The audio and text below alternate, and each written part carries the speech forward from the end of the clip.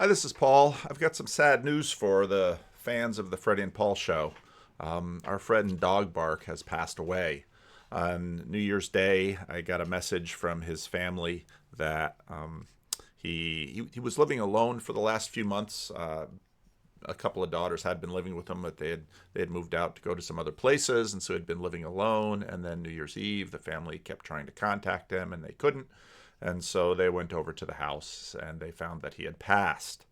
And this is a surprise. He was quite energetic, although he walked slowly. Most people don't know a lot about his story. I'll leave a link below to a video on Chemo's channel where Dogbark shared some of his story. Dogbark loved sharing about his story. One of my real regrets is I never got around to doing a proper Randos with him. Because he had quite a story, he was really quite a man. He became a Christian because he got really interested in blues music. And so he started playing with blues bands in Sacramento. And as he was playing with blues bands, he began to see a real overlap between gospel people who went to church, African Americans who went to church, and gospel bands in the blues, because of course the blues is deeply rooted in the African American story and tradition. And so he became a Christian and was a Christian for a number of years. He, maybe 14 years ago or so, I don't know the exact, he had some heart trouble, and so he had some heart surgery. And the doctors expected that after his surgery, he would just bounce back, and he was a house painter and continue to work. But he never bounced back. And in fact, he stayed, according from what he told me, stayed pretty much at home. And so was kind of a shut-in, kind of bedridden.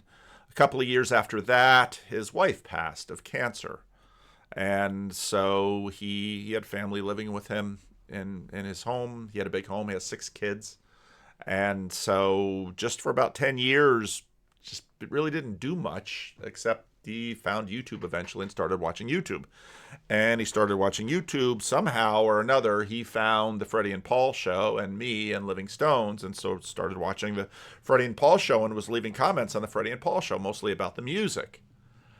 He was a big encourager when it comes to music. I'm going to also leave a link to his channel. He made so many videos, YouTube would limit the number of videos he could upload a day because he just kept making so many music videos. He liked making videos with his beats so that other people could make music to them. He loved the Freddie and Paul show. He loved encouraging Freddie and Charles and Chemo to make music. He would often go down to Old Sacramento with them to make music and other places in town. He was just such a joy. So I'll continue with his story. So then, about a year and a half ago or so, he started feeling better. And he was like, I used to go to church. I want to go to church again. Well, where am I going to go to church? And, well, he had been watching Living Stones and the Freddie and Paul show. So one day, Freddie comes rushing to me, Dogbark's here, Dogbark's here. And I'm like, because I knew he lived in town. And so here he comes. And so sure enough, then he joined us on the Freddie and Paul show. And of course, that was before Nancy's passing. And he was a great fit for the Freddie and Paul show. Loved playing his harmonica. I've used some of his songs for branding for the channel. Chemo says that there's some video out there of him before his heart attack when he used to play with blues bands. I'm going to have to get those links from Chemo. Maybe Chemo can drop them in the comment section here. And so he started coming to Estuary, loved Estuary. He couldn't drive after he came back, so he always took Uber. He always took Uber and Lyft, and he would always strike up a conversation with the drivers. And the drivers were from all over the world and had all different religions, and so he'd started talking to them about it. When he first started coming to Living Stones, see if I have him, he wanted to hand out chick tracts, like when he was downtown, and he asked if it'd be okay if he could stamp Living Stone's address on the back. I said sure. And I don't know how many chick tracts he handed out, but I thought that was quite an idea that he had. And so, but he visited his son told me that when he died, he was actually sort of hanging out with 4 different churches, which is fine, because I don't think one church could really satisfy everything that he wanted. He sort of came out of bed. I don't know if you remember the Gene Wilder version of Charlie and the Chocolate Factory, where Uncle, what uncle was it? I forget. But the one uncle that went with Charlie to the chocolate factory, he bursts out of bed and he dances, and that was kind of chemo, or not chemo, but that was kind of Dogbark, because he wouldn't really dance. He would sort of shuffle, and he was really a slow mover.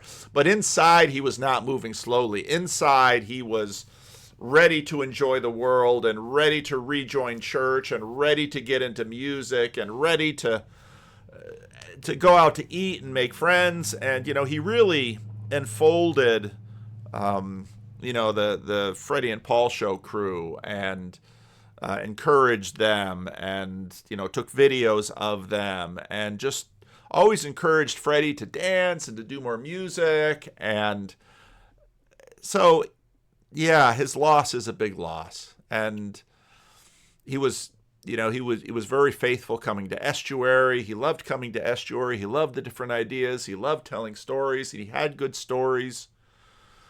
And so it is, I don't know, he had heart trouble years ago, so it might have been a heart attack. I don't know what caused his passing. His health wasn't great, but inside he was very alive. And as I told Chemo, I have no questions where he is. He's no longer fettered by his body, but now he can make music better than he ever could in this world. And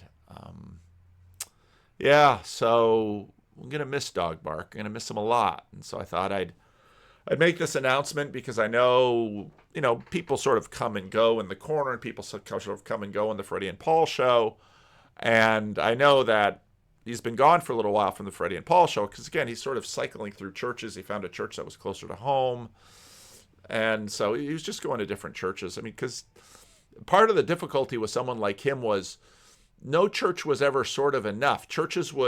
Living Stones sort of fit the part of him. He told me when because when Chemo started playing piano, Chemo was just sort of learning piano, so he'd play with one hand. And Dogbark said to me, he said, if this church can tolerate a pianist with one hand, they can probably tolerate me. And I thought, yeah, we might be short on money. We might be short on different kinds of talent. We might be short on finesse and facade. But what we are not short on at Living Stones is character. And what we are not short on at Living Stones is you can find your place here too.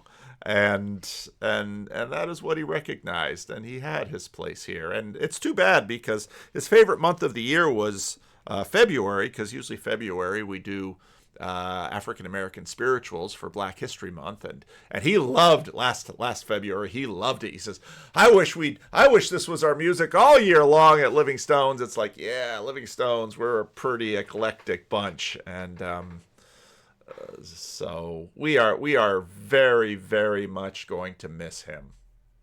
He was a sweet, sweet man, and full of energy and full of life. And I'm glad that he had this year and a half of sort of renewed energy before he passed, so that I could get to know him, and so that I could be his friend, and so that the rest of us, especially in the Freddie and Paul show, and others at Living Stones, could get to know him. And so maybe I'll play the I'll just add to this a couple of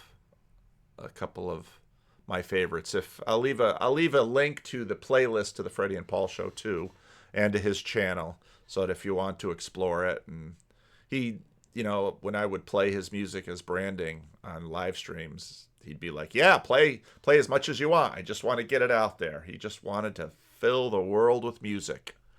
And he made a joyful noise, as Psalm 100 says, and that's who he was, and that's who he did. That's what he did. And so, prayers for his family.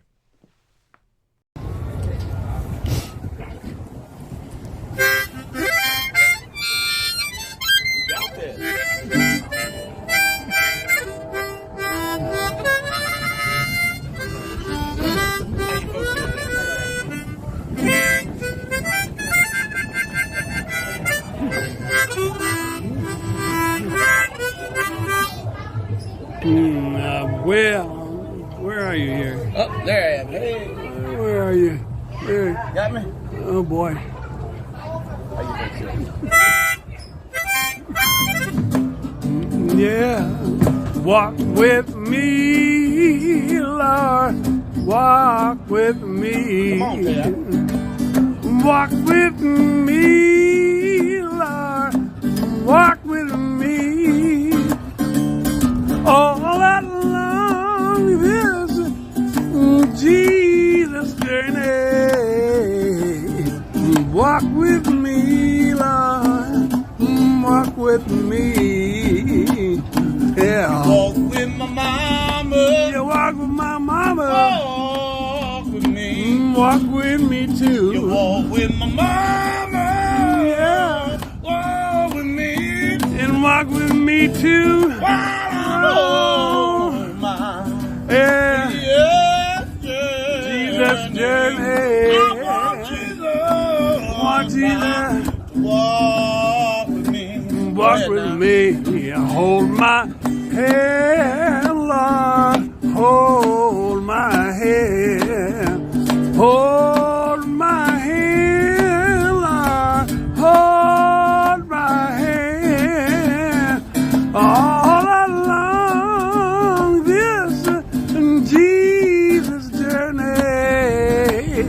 Hold my hand, Lord. And hold my hand.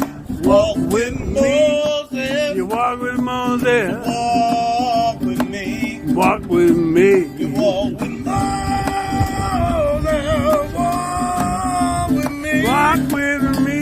While I'm home. Yeah. Yes, Jesus journey. I want Jesus. I want Jesus to walk with me. Oh,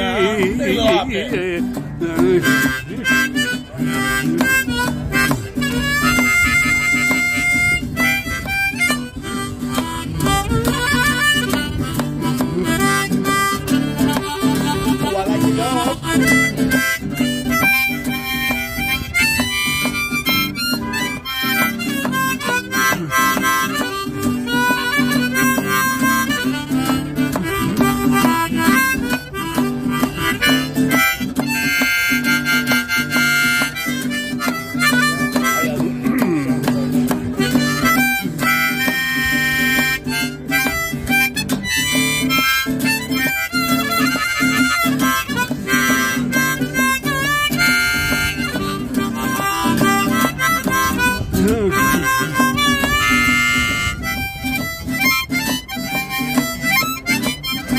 Say, walk with me, Lord.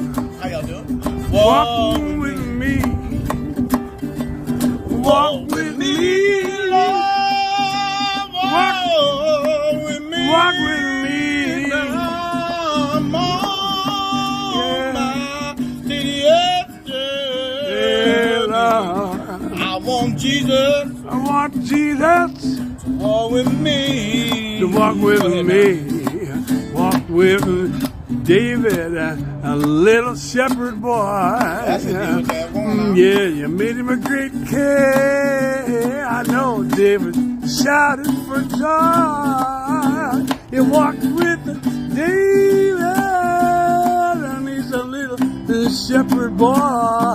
You made him a great king, and David shouted for joy. That's right. Oh, yeah. So walk with me, Lord.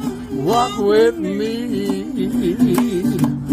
Walk with me, Lord. Walk with me. All along this Jesus journey. Walk with me, Lord. Walk with me. Gotta walk with me, Lord. Yeah! That was rocking great, brother. Oh, yeah.